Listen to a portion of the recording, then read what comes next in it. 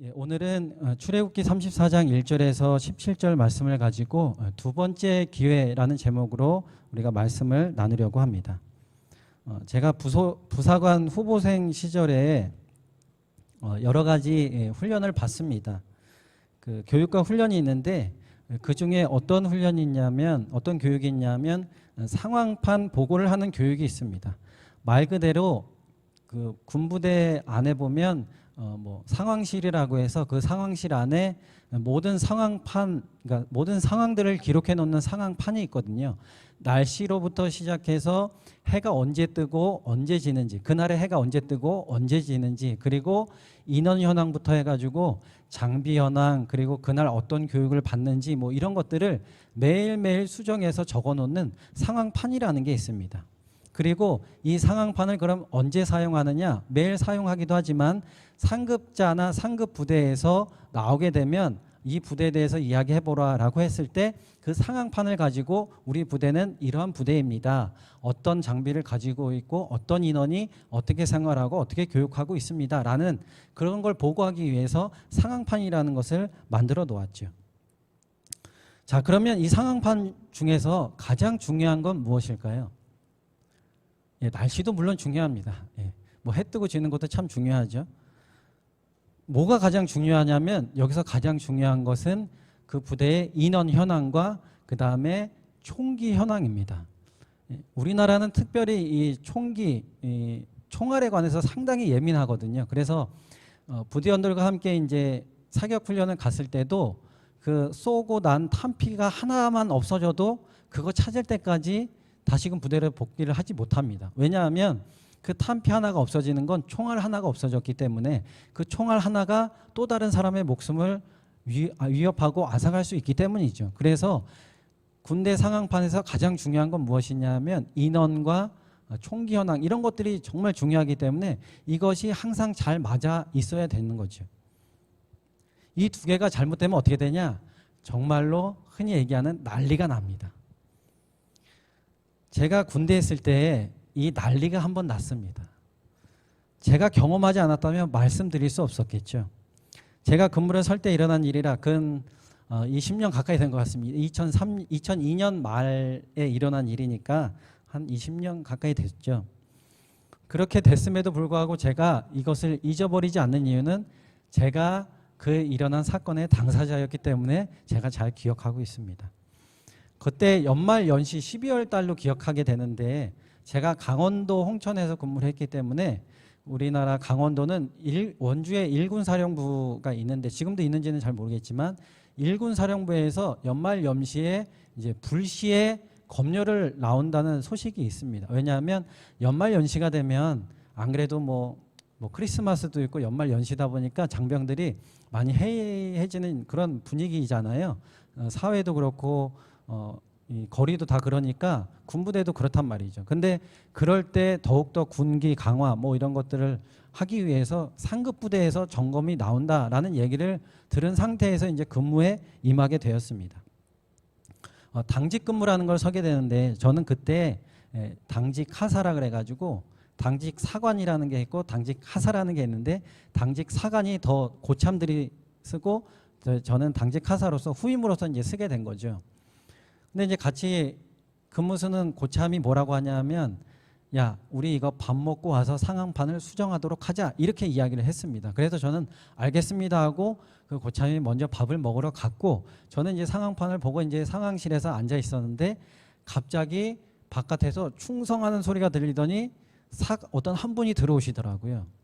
근데 딱 계급을 보니까 중령이셨습니다. 중령이셨고 군사령부 마크가 있는 거 보니까 아, 이거 검열 나온 거구나 이렇게 되고 저는 그때 군대 다 입대하고 몇 달 안 됐기 때문에 너무나도 긴장이 됐죠. 그래서 바로 고참인 당직 사관님을 불러왔죠. 밥 먹다가 막 뛰어와서 이제 그분이 상황판을 보고 설명을 하는 겁니다.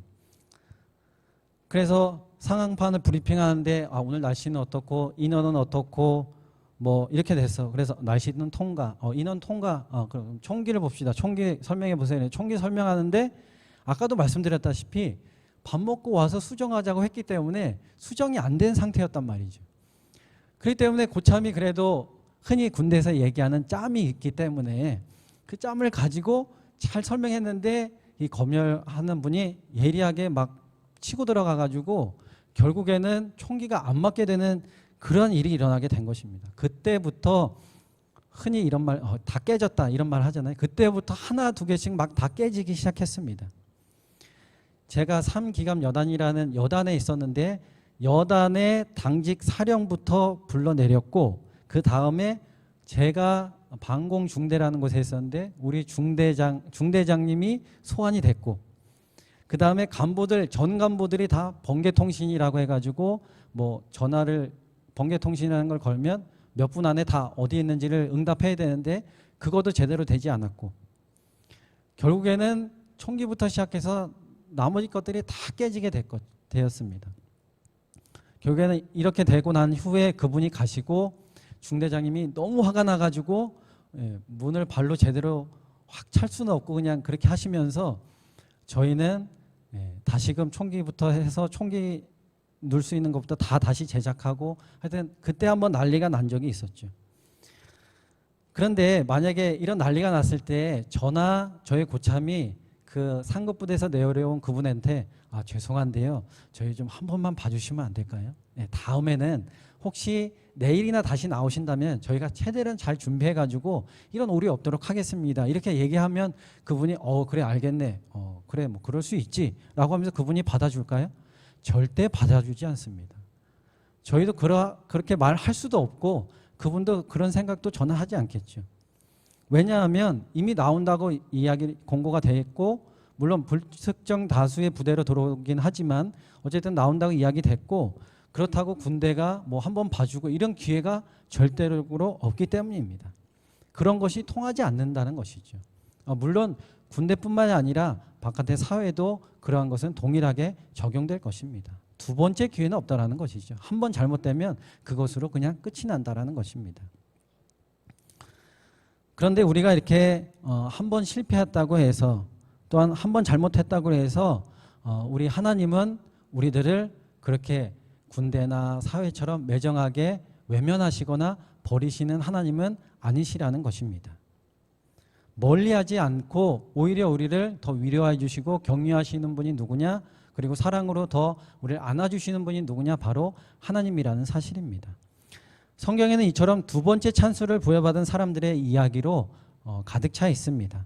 창세기에서부터 보면 아담과 하와에게 하나님은 선악을 알게 하는 나무에 대해서 이렇게 말씀하셨죠. 창세기 2장 15절과 17절을 보면 여호와 하나님이 그 사람을 이끌어 에덴 동산에 두어 그것을 경작하며 지키게 하시고 여호와 하나님이 그 사람에게 명하여 이르시되 동산 각종 나무의 열매는 내가 임의로 먹되 선악을 알게 하는 나무의 열매는 먹지 말라. 내가 먹는 날에는 반드시 죽으리라 하시니라 라고 말씀하셨습니다. 그러니까 하나님이 첫 번째 말씀하실 때는 야 선악과 먹으면 분명하게 죽는 거야 알겠지? 이렇게 말씀하셨다는 것이죠. 그런데 우리가 알듯이 아담과 하와가 선악과를 어떻게 했나요? 먹었죠. 죽는다는 거 알면서도 선악과를 먹었습니다. 그런데 그들이 정말 죽었나요? 죽지 않았습니다. 살아있다는 것이죠. 그렇다면 하나님이 거짓말을 하신 것일까요? 아닙니다. 죽은 것은 사실입니다. 그들의 영이 죽었다라는 것이죠. 하나님을 부인하고 하나님을 멀리하는 모습으로 그들의 모습이 바뀌었기 때문입니다. 그러니 그들의 영이 죽게 되었던 것이죠. 그러나 하나님은 이들을 다시금 찾아오셨습니다. 야 너에게 내가 분명히 얘기했지 너네 죽을 거야. 너희 없애버리고 내가 다시 시작하겠어. 이렇게 하신 것이 아니라 하나님은 다시금 그들에게 두 번째 기회를 주시고자 먼저 찾아오시고 불러주셨다라는 것이죠. 그래서 그들에게 가죽 옷을 입혀주셨고 에덴 동산을 안에서 거주하지 못하도록 떠나서 바깥에서 살 수 있도록 해주셨습니다. 자 그렇다면 다음 요나는 어떠할까요? 우리가 잘 알고 있는 요나, 하나님은 요나에게 두 번째로 말씀하셨고 또한 두 번째의 기회를 허락해 주셨습니다. 요나서 3장 1, 2절 말씀을 보면 여호와의 말씀이 두 번째로 요나에게 임하니라 이르시되 일어나 저 큰 성읍 니느웨로 가서 내게 명한 바를 그들에게 선포하라 하신지라. 그러니까 요나서 1장에 보면 하나님이 먼저 야 요나야 저기 니느웨 성에 가서 빨리 회개하라고 전해 라고 말씀하셨는데 요나가 어떻게 했죠? 도망갔죠. 배를 타고 멀리 도망갔습니다. 그래서 결국 요나가 물고기 뱃속에 들어갔다 토해난 다음에 다시금 하나님이 두 번째 이야기 하시는 겁니다. 그렇게 말 안 듣는데 하나님 왜 굳이 또 기회를 주세요? 요나 말고 다른 사람 더 좋은 사람 있을 텐데 하나님 다른 사람 하시죠. 이렇게 할 수도 있겠지만 하나님은 그럼에도 다시금 요나에게 두 번째 기회를 주신 것이죠. 이에 마지못해서 니느웨 성을 가는 요나를 우리는 잘 알고 있습니다. 또한 예수님의 제자였던 수제자였던 베드로, 이 베드로도 예수님을 부인하는 이런 결과를 맞이하게 되었죠. 예수님이 잡히시던 날에 예수님을 어떻게 했습니까? 예수님을 3번이나 부인하고 저주하고 욕하기까지 했습니다. 예수님이 3년 동안 공생의 생활을 하시는 동안 정말로 아끼고 아꼈던 제자 베드로가 배신을 한 거죠. 그렇게 주는 그리스도요 살아계신 하나님의 아들이십니다라는 고백을 했더니 베드로가 철저하게 예수님을 무시하고 멸시하는 이러한 역사를 보여주었다라는 것입니다. 만약에 제가 예수님이었다면 야 베드로야 너 어떻게 그럴 수 있냐? 너 내가 어떻게 먹이고 길렀냐? 너 장모 내가 어떻게 치유해 줬냐? 너 그런 거 다 보고 듣고 느꼈으면서 너 나를 왜 이렇게 부인하고 너 이렇게 할 수 있냐라고 하면서 가서 따지거나 베드로를 혼내켰을 거예요. 그런데 여러분 잘 알다시피 예수님이 다시금 부활하셔서 베드로에게 갔습니다. 그리고 어떻게 하셨죠? 베드로에게 맛있는 음식을 대접하고 또한 그에게 이렇게 말씀해 주셨습니다. 요한복음 21장 15절에서 17절 말씀이죠. 그들이 조밥 먹은 후에 예수께서 시몬 베드로에게 이르시되 요한의 아들 시몬아 내가 이 사람들보다 나를 더 사랑하느냐 하시니 이르되 주님 그러하나이다. 내가 주님을 사랑하는 줄 주님께서 아시나이다. 이르시되 내 어린 양을 먹이라 하시고 또 두 번째 이르시되 요한의 아들 시몬아 내가 나를 사랑하느냐 하시니 이르되 주님 그러하나이다. 내가 주님을 사랑하는 줄 주님께서 아시나이다. 이르시되 내 양을 치라 하시고 세 번째 이르시되 요한의 아들 시몬아 내가 나를 사랑하느냐 하시니 주께서 세 번째 내가 나를 사랑하느냐 하심으로 베드로가 근심하여 이르되 주님 모든 것을 아시오매 내가 주님을 사랑하는 줄을 주님께서 아시나이다. 예수께서 이르시되 내 양을 먹이라 라고 말씀하셨습니다. 예수님께서 다시금 찾아가셔서 베드로에게 너 왜 그랬어? 너 나를 3번 부인했지? 너 세대만 맞아? 30대만 맞아? 이렇게 하신 것이 아니라 다시금 베드로에게 기회를 주신 것이죠. 야 베드로야 내 양을 먹여. 내 양을 쳐. 내 양을 먹여 라고 하시면서 예수님께서는 베드로에게 다시금 일어날 힘을 그리고 다시금 사명 감당할 힘을 허락해 주셨다는 사실입니다. 오늘 본문에서도 보면 역시나 하나님은 이 모세에게도 다시금 기회를 주셨음을 우리는 알 수가 있습니다.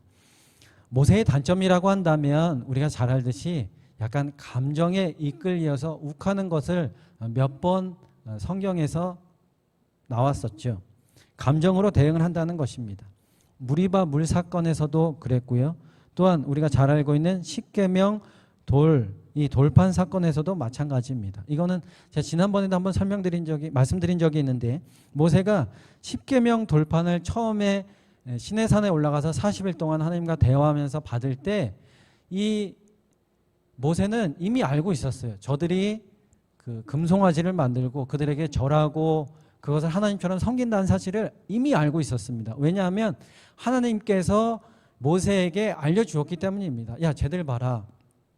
지금 네가 없으니까 저기 금송아지를 만들어서 그걸 나라고 하고 막 섬기고 있어. 빨리 내려가 봐 라고 해가지고 모세가 이미 그거를 듣고 그 돌판을 들고 내려온 상태에서 이스라엘 백성들이 하는 것을 보니까 더 화가 치밀어 오르게 된 거죠. 그래서 결국 하나님이 주신 돌판 2개를 바닥에 던져서 깨트리게 된 것입니다.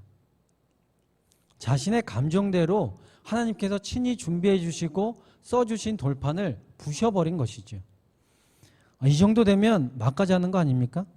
아니 하나님이 친히 준비해 주시고 친히 써주신 돌판을 부셔버린다는 것 자체가 말이 안 되지 않습니까? 강심장이 아니면 할 수 없는 것이죠. 이 행위는 하나님을 무시하는 것과 같습니다. 하나님의 말씀을 그저 무시하는 것과 아무것도 아니다라고 생각하는 것과 마찬가지이죠. 만약에 여러분이 하나님이시라면 어떻게 하시겠습니까? 야, 그거 내가 써주고 내가 만들어준 것만 이렇게 깨트리면 어떡해? 라고 하시지 않겠어요? 야, 너 좀 혼나야 되겠다 이렇게 하시지 않겠습니까? 그런데 하나님은 이 모세를 혼내키지 않으셨어요. 야, 그거 내가 써준 돌판 네가 깨트렸니? 왜 깨트려? 이렇게 하면서 혼내시는 말씀은 성경에 나오지 않습니다. 오히려 하나님은 이 모세에게 다시금 두 번째 기회를 주시는 모습을 우리는 오늘 본문에서 찾아볼 수 있다라는 것이죠. 자, 그렇다면 이 하나님이 모세에게 두 번째 주신 이 기회는 어떻게 나타났고 또 모세에게 다가왔는지 우리가 이 시간 잠시 살펴보도록 하겠습니다. 첫 번째로는 돌판을 준비하라라고 말씀하셨습니다. 모세가 첫 번째 받은 돌판은 하나님이 준비해 주신 돌판입니다. 즉 모세가 처음에 시내산에 올라가서 40일 동안 하나님과 대화할 때 이스라엘 백성들이 금송아지 만들 그때 모세가 받은 두 돌판이 있잖아요. 그것은 하나님이 친히 준비해 주시고 하나님이 써준 돌판이에요. 출애굽기 32장 15절에서 16절 말씀을 보면 이렇습니다. 모세가 돌이켜 산에서 내려오는데 두 증거판이 그의 손에 있고 그 판의 양면 이쪽 저쪽에 글자가 있으니 그 판은 하나님이 만드신 것이요 글자는 하나님이 쓰셔서 판에 새기신 것이더라 라고 말씀하고 있습니다. 분명히 성경에서 그 판을 누가 준비해 주셨다고요? 하나님이 준비해 주셨고 그 판의 글씨도 누가 쓰셨다고요? 하나님이 친히 글자를 쓰셨다라고 나옵니다. 그러니까 첫 번째 올라가서 받은 돌판은 모세가 준비한 게 아닙니다. 하나님이 다 준비하셨다는 것이죠. 그런데 두 번째 다시금 기회를 주실 때 모세가 두 돌판을 깨뜨리고 기회를 주셨을 때는 모세에게 돌판을 준비하라라고 말씀하십니다. 오늘 말씀 34장 1절과 4절 말씀을 보면 여호와께서 모세에게 이르시되 너는 돌판 둘을 처음 것과 같이 다듬어 만들라. 내가 깨트린 처음 판에 있던 말을 내가 그 판에 쓰리니. 4절 모세가 돌판 둘을 처음 것과 같이 깎아 만들고 아침에 일찍이 일어나 그 두 돌판을 손에 들고 여호와의 명령대로 시내산에 올라가니라고 나옵니다. 즉 모세가 다시금 두 돌판을 깎아서 만들었다고 나옵니다. 두 번째 하나님이 주셨을 때는 모세 보고 준비하라고 하셨다라는 것이죠. 즉 모세가 준비하고 하나님이 써주신 것으로 두 번째 기회가 모세에게 왔다라는 사실입니다. 여러분 여기에서 우리는 무엇을 깨달아야 되냐 하면 모세가 돌판을 준비했듯이 우리도 준비해야 된다라는 사실이죠. 어찌 보면 우리도 두 번째의 기회를 맞이하고 두 번째의 기회 가운데 삶을 살아가고 있습니다. 첫 번째 기회는 놓친 것이죠. 하나님을 믿기 전에의 기회는 우리가 놓치고 다시금 주님을 만나고 주님을 영접하고 주님을 믿을 때 우리에게 두 번째 기회가 찾아오게 된 것입니다.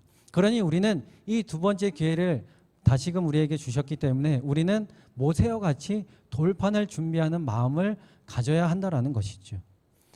그러면 우리는 어떻게 하면 될까요? 모세처럼 오늘부터 돌판을 깎아서 만들면 될까요? 그게 아니죠. 우리의 마음을 준비함으로 하나님께 나아가면 된다라는 사실입니다. 교회에 나올 때 또한 하나님 앞에 나올 때 우리가 예배를 드릴 때 하나님께 찬양을 할 때 기도를 할 때 우리가 준비해야 될 것은 무엇이냐? 바로 우리의 마음을 갈고 닦고 새 것으로 다시금 하고 더러운 것이 있으면 좀 씻어내고 이렇게 준비를 해야 된다라는 것이죠. 그리고 어떠한 마음으로 나아가야 될까요? 하나님을 더욱더 사랑하는 마음, 하나님을 더욱더 갈급해하는 마음, 그 주님을 더욱더 기다리는 마음, 그 주님의 음성을 받고자 하는 마음, 그 주님께 더욱더 은혜 받으려고 하는 그런 마음을 우리가 준비해서 나아가야 된다는 사실입니다. 그래서 이 시간이 저와 여러분이 다시금 우리의 마음밭을 정비하고 준비하는 그런 시간이 되시기를 예수님의 이름으로 간절히 소망합니다. 그렇다면 우리는 그 준비된 마음을 가지고 온전히 주님 앞에 나아갈 것이고 하나님은 또한 우리에게 놀라운 역사를 이루게 될 줄로 믿습니다. 두 번째로 이 두 번째 기회는 모세에게 강림하셨다라는 기회를 주셨습니다. 오늘 말씀 5절에서 7절 말씀을 읽어보면 여호와께서 구름 가운데 강림하사 그와 함께 거기 서서 여호와의 이름을 선포하실세 여호와께서 그의 앞으로 지나시며 선포하시되 여호와라 여호와라 자비롭고 은혜롭고 노하기를 더디하고 인자와 진실이 많은 하나님이라.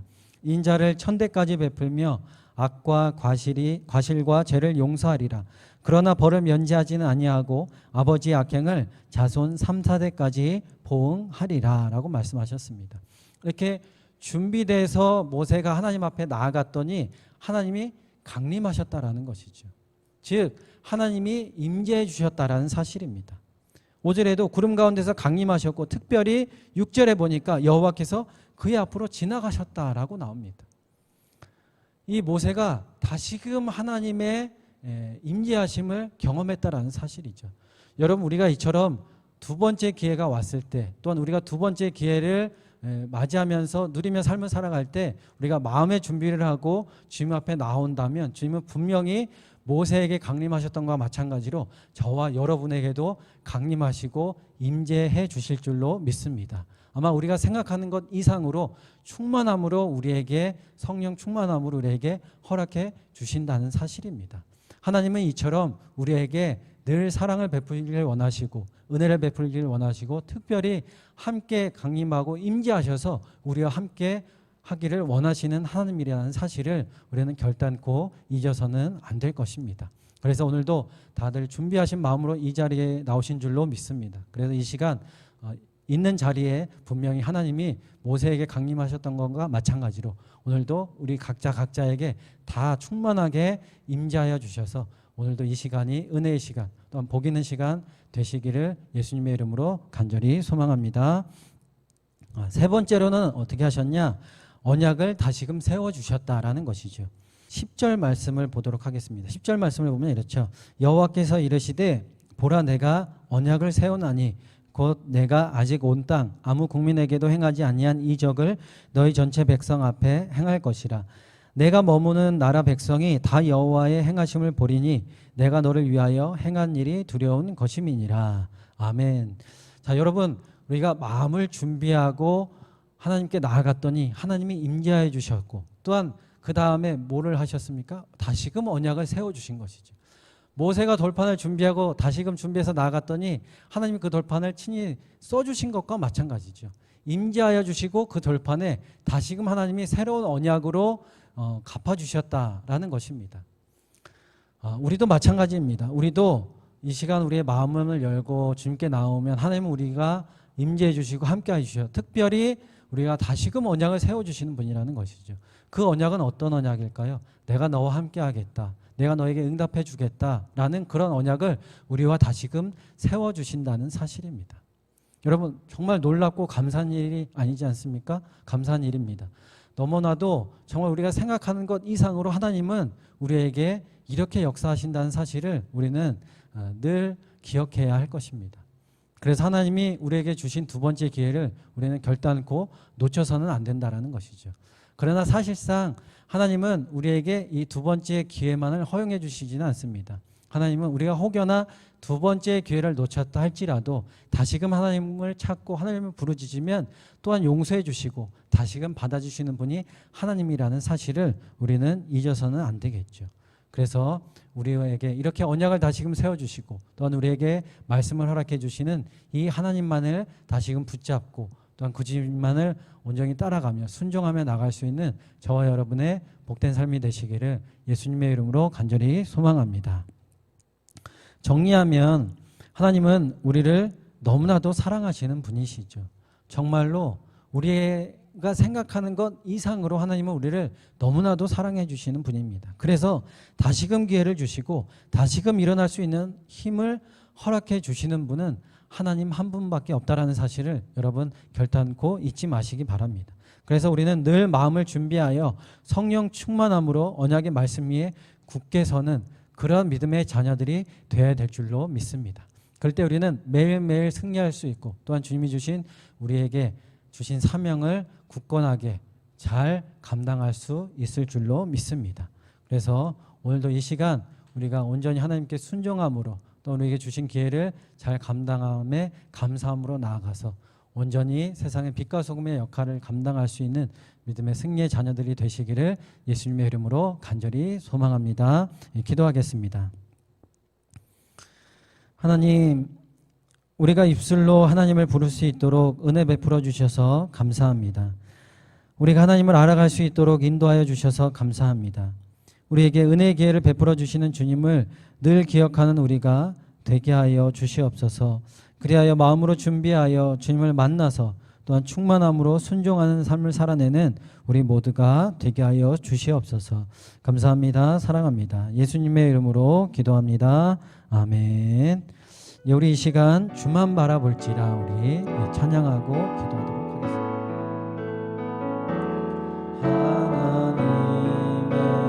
하나님의